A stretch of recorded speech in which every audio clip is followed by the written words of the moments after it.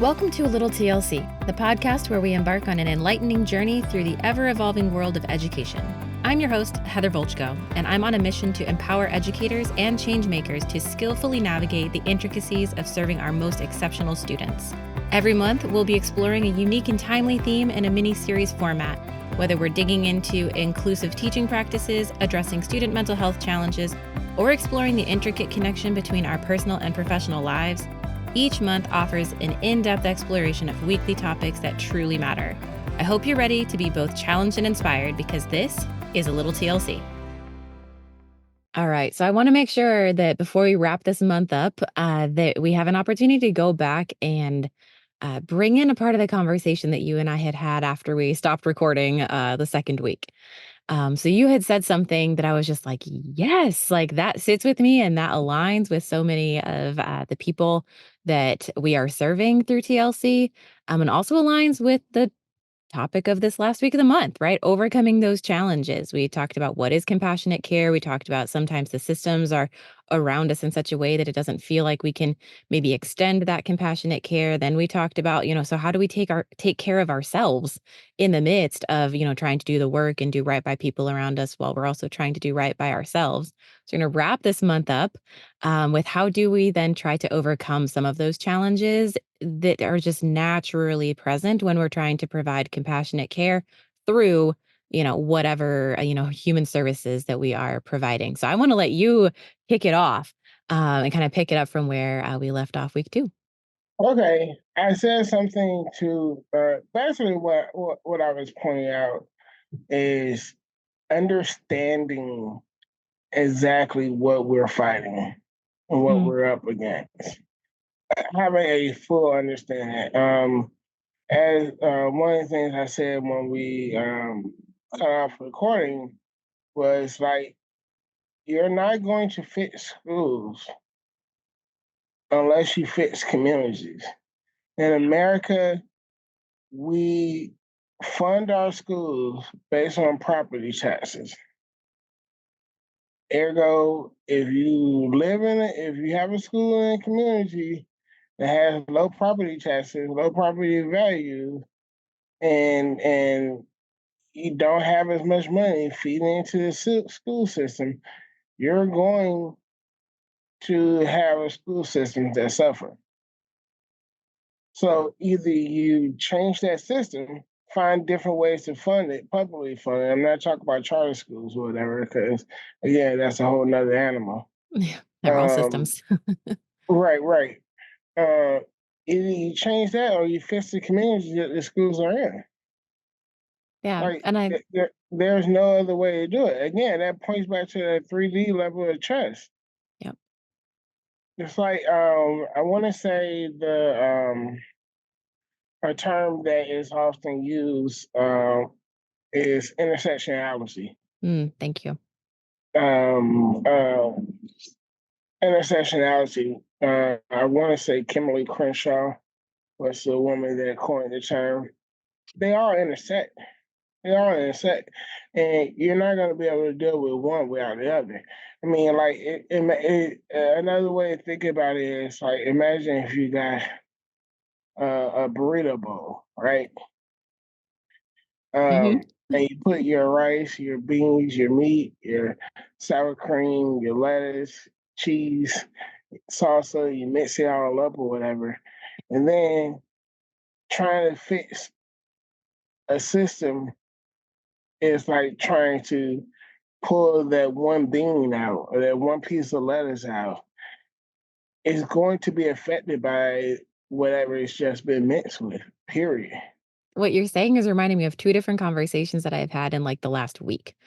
One of them was with, what I would refer to as a hard scientist, not the soft sciences over here in the humanities, and they were trying to conceptualize humans, the same way that they would conceptualize engineering, right? And it's going, yes, there are certain things that could be, considered shared human experiences or, expected developmental milestones or those kinds of things, but no 2 people are the same, right? Even looking Right. at twin studies, right? Like, it doesn't matter how closely aligned your genetics, your life, your whatever you can align, you are still different humans.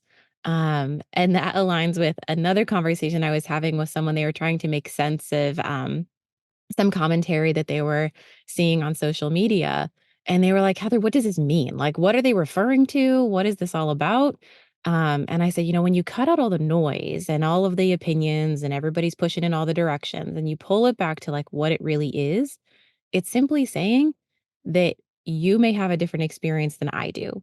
And because you have a different Period. experience than me, we may see the world differently. We may have different experiences than each other. And it doesn't mean that your experience is right or wrong. It doesn't mean that my experience is right or wrong. It simply just means that it's different and it might be contingent on some aspect of who we are, where we live, what we look like, whatever Yep. that is. Yep. And that's Yep. what you're Yep. referring to with intersectionality, right? Like, no Yeah. two people, no matter how many things may be similar, there are going to be differences. And then, therefore, it's just different.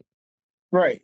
And same, like you can look at no two people, no two system. Hmm. Like you can even within the school system, no two schools. Right. Just because you're part of the district, it doesn't matter. Hmm. Um, and you have to part of fixing these systems and fighting these systems is recognizing the intersectionality of it all. Yes. Like and recognizing that one's going to affect another, and one's going to, and we're talking about systems. Let alone if you break it down to a kid Hmm. who, um, hey, why is this kid acting out of school? Well, guess what? This kid may have been abused at home, Hmm. and or this kid may have used candles all night to see and do homework, and they're tired. Right. Or like so on and so forth. It's like you can't separate and say, oh, I'm just gonna fix this one thing, and that's all I care about, and that's all. And once I fix this one thing, everything is gonna be great. Yeah, good luck on that one. Right. Yeah, and that's where I think people like you and me, we can like, well, when we rule the world, right? And like we have these big dreams and these, if I could, or I wish it was this way, or wouldn't it be better if, right? We have these thinkings, but the reality is like the systems exist. People exist. People are in the system. People are being served by the system. And like we had said, I think week two, like the system is also made up of people. And so Right. you have all of these different views, all these different experiences, some wielding some levels of power and others wielding less, just by nature of that is how a system works. But then how do we, in the midst of all of that, you know, overcome some of those, I would say, like maybe collateral damage? Like how do we either mitigate getting in the way of maybe some of that potential damage. And I think that's where we see a lot of people in human services taking on more than what maybe their role is defined to do, or even themselves as a person can really take on. Yeah. But they are extending themselves into areas or in ways such that they can either shield a recipient of something coming through the system, or kind of, extend maybe something that could offset it in a way, which I think is where that true, genuine, are we caring for ourselves conversation is a fit there. But the reality is like, how do we integrate all of these things? How do we honor the fact that, yes, there are reasons that systems exist, but yes, there is also harm that is being done. And yes, there are people that are in there trying to do right by people. And then simply there's still scenarios that are not good that are happening as Yeah. well. I know for me, again, and we've touched on the chess analogy a few times. Like the older I've gotten, the more I've come to recognize what I'm good at and what I'm not good at. Mm. Uh, and even that is a very black and white way of thinking about it. But like what I'm good at, what I'm sort of good at, what I'm interested in, what I'm not interested in. Um, we always try to talk about in social work. Don't act like you're the savior. Do not be the savior. You are not the savior. You are not the one. Oh, you're gonna come in with this one word or this one idea that's just gonna change. Like that's not how it works. So the older I've gotten, the more I recognize what I'm good at. I recognize what I'm not good at. Right. I Mhm. recognize, you know, sometimes I'm the pawn in this situation. Sometimes I'm the rook or the knight or the bishop or whatever. Sometimes I might be the queen, you know? Um, Recognizing what I'm good at and what I'm not good at. What can I do? But also in recognizing what you're good at and what you're not good at, not being afraid to say, hey, I'm good at this, you're good at that. Let's collab. Let's talk. Let's okay, I know I can do this, and this. In fact, I just worked on I wanna say early January, I worked on an event. I don't know if I told you this, but I worked on an event, part of a grant here in town. It was called Hip Hop Insurrection, actually.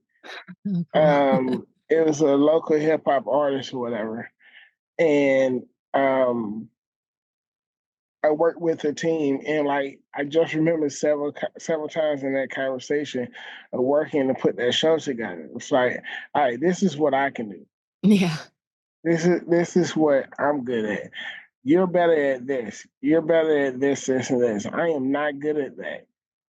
So I'm a or not not being afraid. Be like, you take the lead on this. Like Yeah. you ain't always got to be like the one that's coming in there and like doing this. Like this is your thing. You take the lead. I'm gonna help you, and I'm gonna assist you, and I'm gonna be the the role player on this one. Well, I wanna call out 2 things that you're talking about here. One, I think you were initially sharing, kind of a self-reflection piece. That like I need to be aware of myself. I need to know where my strengths are. I need to know kind of where my zone is. That is my sweet spot, what I just rock at. And then I need to know where I'm learning and I'm growing and I'm maybe not completely there, but I'm like still figuring it out. And then I need to know where I'm not. And I think you were talking about like as I've gotten older, I know more about where that is for me, right? So I think there is an aspect of this that is self-reflection. And we talked about that a little bit, last week of just like how do we notice when we're burnt out and how do we, like how do we walk that? But that self-reflection then can be, and in really like functional teams, uh, that can then turn around and foster and kind of like situate some really cool collaboration Right, amongst a whole right. bunch of people, right? And I think quite honestly, that's part of the story of TLC too, is that I started getting pulled into conversations and people were looking to me to meet certain needs. And I kind of started recognizing, I can get you so far. And it might be like a few steps beyond where you're at right now. But if you wanna go a whole lot further than that, I'm really not your person. Like, I haven't walked that, I haven't lived that, I can't talk that, I don't know that intimately enough that it's really gonna speak to your needs. Right. And so for me, I started making connections and going, "Gosh, this is something that keeps coming up." Like, it's either an area, a topic, a certain role within the system, right? That then there's certain needs that are then starting to pop up more and more, and I'm going, "Man, I just need someone who can meet that need better than me." And that came from going like, yeah, I mean, I hear the question and I can get you a little further than where you're at. And if that's good, cool, let it be good. But then if you want more, gosh, I need someone to pass you You to. need people to Like connect with. I need someone to be able to go, cool, yep, I got this, step in and take them where they want to go. But that being further than where I can get them to go, right? But like that's, in my opinion, the beauty of teaming, the beauty of actual collaboration. But I don't think that that's really possible unless you have a good self reflection Like each of us individually can acknowledge, here's my sweet spot. Here's where I can flex a little bit, and here's where I really just need to draw the line. And Right. then no, okay, cool. In that overlap, we're not butting heads, we're collaborating. We're collaborating. And then whereas outside, I'm gonna pass it off. No failure of mine, and doesn't mean you're better. It just means that we're different, and that we're situated differently so that we can offer different things. So, I mean, in the consultancy, sure, it might look like different, formal roles or whatever, but even just like who has a seat at what table. I've done things where I'm equipping someone else who may not have the competencies that I have that it's really needed in that moment, but I don't have a seat at that table and they do.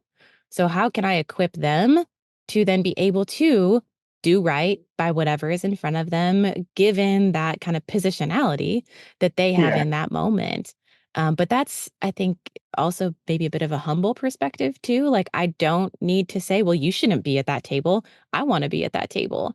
It's like, Right. cool, Right. Right. take it, run with it, and then you just hope, right? Like that either, things Right. shift and maybe you are invited to the table, or sometimes it's been like, I'm glad you're at that table because I don't want to be at that table, but like I can help you out behind the scenes. Um, Right. but yeah, I think you're talking about that self-reflection piece, starting Yeah. there and then being able to do that self-reflection collaboratively and Right. leverage people in our own networks to be able to expand and extend, far beyond what I as one person would ever be able to do. You asked, we answered, and the virtual door is now open. Heather, Manny, and Candace address the questions you submitted and provide valuable insights, tips, and strategies. This is your event. Your thoughts drive our conversation. Be that fly on the wall and immerse yourself in the camaraderie and knowledge exchange that happens inside our consultancy. But remember, this is an exclusive event for all of our district partners and network supporters. Supporting members of the TLC Network gain access to a virtual community where you can discuss and share insights with fellow supporters anytime. We even host a mini professional learning community about our latest episode every Monday. Prepare for an exclusive behind-the-scenes experience as we invite you to eavesdrop on this month's dynamic conversation. See you on the inside. And that's what you need systems to do. That's what you need. You need people within the systems, people within the again, like the question is like, how do you overcome all of these things or whatever? Like you have to be humble. You have to look, there's 8 billion people on this planet. If we were all the same, that would be a very boring planet. Yeah. Thank God we're not all the same. I used to say Um, conflict keeps things interesting. right, exactly. So like as systems, take a step back. But like, what do like you as the leader of TLC? You know what TLC does well. You know what TLC doesn't do well. Mhm. You know what you have within the agency. You know what you don't have within the agency. So if you went into like, for example, if you went to a board meeting of like business execs or whatever, and never looking at a I don't know if we're looking at an accounting agency or whatever. You're not an accountant. You don't have any accountants on staff, but you've done consulting. If you go in there and be like, hey, you got to do this right. And they're going to look at you like, yeah, you have no experience in accounting. You're Yeah. not an accountant. Why did we hire you again? Right. But I think like that's so real in schools too. Yeah, Um, like to walk into a classroom and be like, yeah, no, I was a teacher. Yeah, I worked with this population. I did the things that I'm bringing to you, right? And to say that is not just some outside person, dreaming up some big ideas to, shove more expectations on people that are already doing way too much to begin with, right? But it's different when you actually have that conversation with someone who, in some way, gets it, right? Like whatever it is, I think if I might be so bold, like within the consultancy, I think that's one of the strengths that we've been able to leverage with our district partners is that more often than not, our district partners tell us like, I feel seen, that like we're engaging in conversations in ways that I guess hasn't been a common experience for them. Yeah. Um, but I think part of that is because we pass it, right? Like, I mean, you and I have done that where I'm like, hey, I got a situation, I got a team, I got something that I'm trying to figure out. Like, tell me what I'm not seeing. What am I missing here? Like, put a different hat on and look at the same thing and like point this out for me. And that is intentional. It's by design. And that's, I guess, different. But Right. then, like, our district partners, they see that, Yeah. that it's not, I have the answers or I am whatever. It's we hope that we can do something better for you to make your life a little easier, Right. as you're trying to figure out what you're trying to figure out. Right. It's called mutual. Another word for it is mutual aid. Hmm. Have you Can you heard talk that more about phrase? that? Um, it's a phrase used in social work, Yeah. and it's trying to you don't go into a community. I hate the sage on the stage kind of I Yeah. approach the thing. Mutual aid is okay. We're gonna work as a team. We're gonna collaborate. You're good at this. You're good at this. You're good at this. What are we bringing to the table? Mm, And and every piece that's brought to the table, like you think about the you think about the what you call it civil rights movements, right? mm, Prime example. Um, Everyone pays attention to the marches and the protests and stuff like that. But no one ever thinks about the fact that there is a woman or a man that, you know, opened up their house for people to stay in when they came in town to protest. mm, Or there was, someone making meals. Like, okay, so if you got this many people that's out protesting, they're going to be hungry afterwards. yeah. So I'm not the marcher. I'm not the one that's out there on the forefront. But come on back to the house. I got a meal for you. Or come on back to the house and you can stay there. Or, I may not again be willing to sit at the table and have dogs and hounds and stuff like me or whatever. But guess what? I know first aid. So if something happens, if a dog bites you, I come back to the house. I can fix it up, right? Yeah. All those pieces are just as important as the person that's marching. I like that. I'm thinking of a moment where my husband and I had supported a family who was going through a hard time. When they had walked through that, they said like, "Hey, we want to host you. Like, come over. Like, we want to, like, let's have dinner together." And they knew that there was definitely more than me and him. Like that, there were lots of people that supported this family in all kinds of different ways, and they said, "Invite all of them. Like, let's have a big hangout. Like, invite everyone, just to like, so I can say thanks for helping." And I just remember standing with that person, and they were going, "Heather, I don't know any of these people." Right, and they had no clue that, like, they knew support had been provided, but they didn't know where it came from, and then to actually see the faces, they're like, "I don't know that I've ever even met this person." Like, I don't know, Yeah. right? But it's just that ripple effect of, like, it can be bigger. And the Absolutely. analogy that someone had told me, and I'm wondering if it's a fit for the concept of mutual aid, is that, um, if it's in a social work setting or kind of like walking in life together, like, we're each climbing our own mountains, but we're in a mountain range.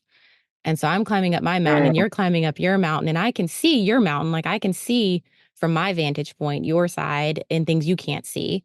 And then you can also see on your mountain, over on my mountain, things that I can't see, right? Because I'm too close to my mountain, you're too close to your mountain. We're both trying to climb it. But there is that mutual aspect of like, then please tell me what I can't see. Right? Like if I'm right, about to do right. something that's not good, like please, like help me out. And Please tell me, help likewise, me do the out. same, Right, right? right, right, That it's a right, mutual experience. Like, sure, I might be helping you, but simultaneously, you're helping me as well. right, right. No, that's exactly what it is. That's exactly what it is. It's more of a collaboration. It's more of as we work on these systems or whatever, as we work on trying to fix these things or whatever, uh, we have to collaborate with each other. We have to, like you said, look at the other mountain and be like, hey, oh yeah, there's a ravine coming up. You might want to, step around that, or oh yeah, the rocks are a little loose. You might want to find another rock. Like we have to do that. There's no other way. We're talking about systems that have been ingrained, and it got this way. It didn't get this way overnight, Right. and it It's ain't not going. gonna change overnight It's not either. gonna change overnight either. Yeah. So like, and one, and also in that same vein, it didn't get this way because of one person. It got this way because of many, many, many, many, many people. And Mhm. like, there may be some things that are really good about it. Okay, let's figure that out. Let's see what's good about it, right? Let's keep Mhm. that. There may be some things that we need to change. All right, let's figure out how we can change it. But also, we'll figure out how we can change it. You got to figure out how did it get the way it got? Mhm. How did it get to this? You know, I mentioned a while ago um, about my school Mhm. collapsing, Yep. and it didn't get that way. Over, that was like decades of neglect and decades of problem to Yeah. get to a place where an entire half of the building collapsed. Let's Yeah. figure out how did it get that way?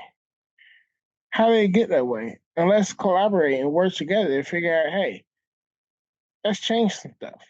All month, we've been talking about compassionate care, what that looks like, how that shows up, and how frustrating it can be to demonstrate compassionate care in systems that just does not feel like it's demonstrating compassionate care to us.